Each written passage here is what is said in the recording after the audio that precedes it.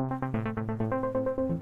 are watching BEO Basic Education Online, an educational channel.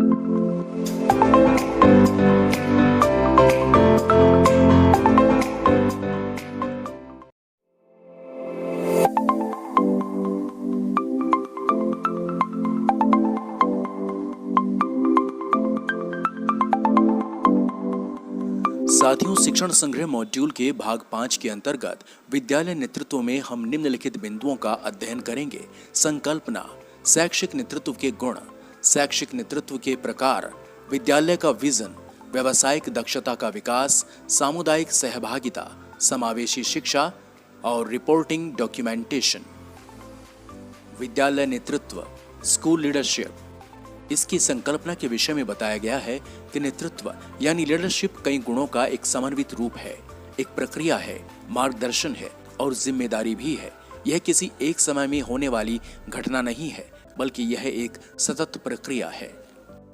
शैक्षिक नेतृत्व के गुण।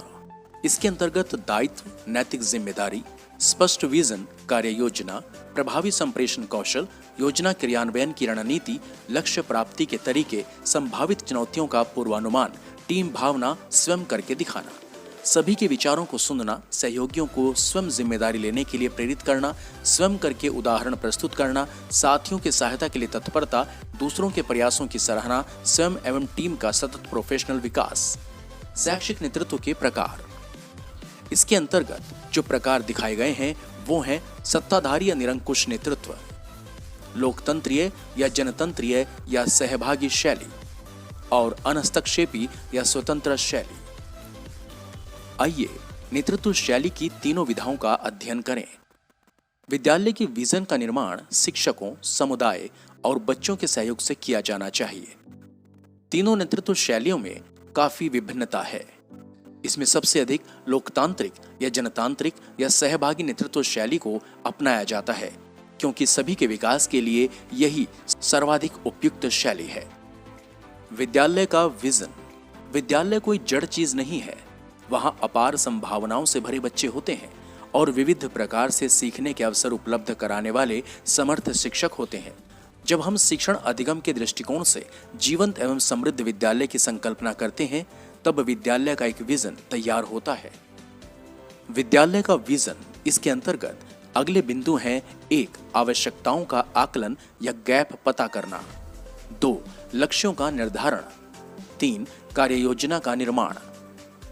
4. कार्ययोजना का क्रियान्वयन व सहयोग। 5. कार्ययोजना की समीक्षा। शिक्षण संग्रह के अगले बिंदुओं में है नियमित उपस्थिति, जिसमें शिक्षक, हेडमास्टर, अनुश्रवणकर्ता के संदर्भ में विभिन्न तरीके से उपस्थिति बढ़ाने के तरीके बताए गए हैं। स्टाफ के साथ साथ बच्चों की नियमित उपस्थिति में वृद्धि के प्रयासों का भी उल्लेख किया गया है। साथ ही साथ नियमित उपस्थिति के लिए विद्यालय द्वारा किए जा रहे प्रयासों का अनुश्रवण कैसे और किसके द्वारा होगा, यह भी इस पुस्तिका में उल्लिखित है। विद्यालय में विद्यार्थियों और शिक्षकों की नियमित उपस्थिति के लिए विद्यालय द्वारा किए जा रहे प्रयासों के अनुश्रवण के अंतर्गत आने वाली विभिन्न विधाओं और तरीकों तथा प्रयासों की स्पष्ट जानकारी शिक्षण संग्रह पुस्तिका में दी गई है। नियमित उपस्थिति। नियमित उपस्थिति हेतु नवाचार और उनके लाभ। नियमित उपस्थिति हेतु यहाँ एक नवाचार दिया गया है। उपस्थिति संबंधी इस नवाचार को यदि हम अपने विद्यालयों में लागू करें तो इससे हमें सकारात्मक परिणाम देखने को मिलेंगे। व्यावसायिक दक्षता का विकास। कोई भी व्यक्ति पूर्ण या परफेक्ट नहीं होता है। शिक्षा अनवरत चलने वाली प्रक्रिया है। इन्हीं दोनों महत्वपूर्ण तथ्यों को लेकर के शिक्षण संग्रह हस्तपुस्तिका में अध्यापकों के व्यावसायिक दक्षता के विकास हेतु विभिन्न मत और युक्तियां दी गई हैं। सूचीबद्ध करें। मेरी ताकतें, मेरी कमजोरियां। तय करें, अपनी ताकतों खूबियों को और बढ़ाने के लिए मैं करूंगा या करूंगी, वहीं अपनी कमजोरियों को दूर करने के लिए मैं करूंगा या करूंगी। खूबी और खामी को जानने का इसमें सूचीबद्ध तरीका दिया गया है। सबसे पहले छोटे छोटे समयबद्ध लक्ष्य तय किए जाएं। क्या हासिल करना है, लक्ष्य कैसे हासिल करना है, तरीके और कब तक हासिल करना है, समय। आंकड़ों का प्रबंधन ये भी जानना जरूरी है। आंकड़े क्या है, इसके विषय में शिक्षण हस्तपुस्तिका में विभिन्न बिंदु दिए गए हैं। आंकड़ों का महत्व और उपयोग भी दर्शाया गया है। सामान्य तौर पर दो प्रकार की जानकारियां एकत्र की जाती हैं, संख्यात्मक व गुणात्मक। संख्यात्मक जानकारियों को आंकड़े कहते हैं, वहीं कुछ जानकारियां संख्याओं में नहीं बल्कि भाषा में ही एकत्र किए जाते हैं। आंकड़ों को अधिक समझाते हुए इसमें सारणी 1 दी गई है, जिसमें आकलन परीक्षा परिणाम संबंधी आंकड़े, सारणी 2 कक्षा में बच्चों के व्यवहार या प्रदर्शन संबंधी आंकड़े, वहीं सारणी 3 में शिक्षक के प्रदर्शन संबंधी आंकड़े जैसे उदाहरण प्रस्तुत किए गए हैं, जिनके द्वारा हम आंकड़ों के रखरखाव और उनको इकट्ठा करना सीख सकते हैं। आंकड़ों के एकत्रीकरण में ध्यान रखने वाली बातें बताई गई हैं। साथ ही साथ गुणात्मक सूचनाएं किस तरह इकट्ठी की जाती हैं और क्या क्या हमें ध्यान रखना होता है, सभी बिंदु शिक्षण हस्तपुस्तिका में विशेष तौर पर बताए गए हैं। सामुदायिक सहभागिता शिक्षण हस्तपुस्तिका में अगला मुख्य बिंदु है कि सामुदायिक सहयोग हेतु कार्य योजना का निर्माण कैसे किया जाता है और सामुदायिक सहभागिता की कौन कौन सी गतिविधियां हैं। इसके अंतर्गत आवश्यकता बिंदु, जिसमें भौतिक, मानवीय और उनकी अवधि बताई गई है। शिक्षण हस्तपुस्तिका में प्रेरणा ऐप संबंधी जानकारी भी दी गई है, क्योंकि विभाग में प्रेरणा ऐप के माध्यम से इस समय विभिन्न कार्य आयोजित किए जा रहे हैं, जिनके अंतर्गत गुणवत्ता सर्वेक्षण और गुणवत्ता संबंधी कार्य महत्वपूर्ण है। अगला बिंदु है समावेशी शिक्षा। इसमें समावेशी शिक्षा की विशेषताएं बताई गई हैं। समावेशी शिक्षा जो एकीकरण के सिद्धांत पर आधारित है, यह NCF 2005 के पेज नंबर 96 पर उल्लिखित है।